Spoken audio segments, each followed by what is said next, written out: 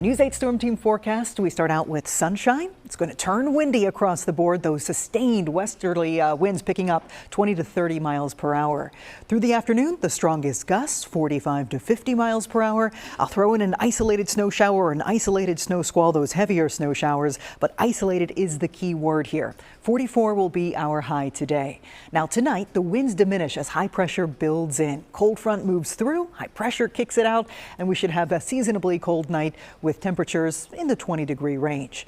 Tomorrow, mostly sunny, light winds, seasonable, nice looking Thursday. So that is really one of my picks of the week for you. It's a nice day to get out for a walk without the wind.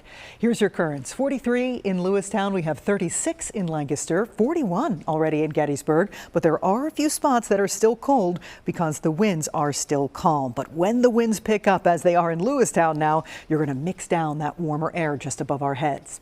Wind gusts today, they are strongest in the afternoon, and you can see that clearly here in the purple boxes. The wind gusts could top 45, 50 miles per hour, and initially the winds will be coming out of the west, then the west-northwest later today. So our Storm Team Live radar network right now shows where this cold front is. It's still up toward the Great Lakes.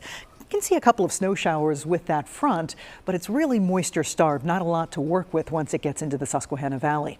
Let me show you on the predictor. Clouds gradually increase later this morning. This is 2 o'clock. There's not much happening besides the wind this afternoon.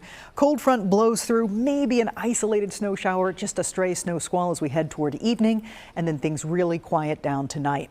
Big Blue H, high pressure moves right overhead tonight into tomorrow morning, yielding mostly sunny skies, calmer winds. And then just as soon as that moves out, low pressure moves in from the southwest, and that will bring rain across the Susquehanna Valley. Now, I think the predictor's having a little bit of trouble getting that rain going in the morning.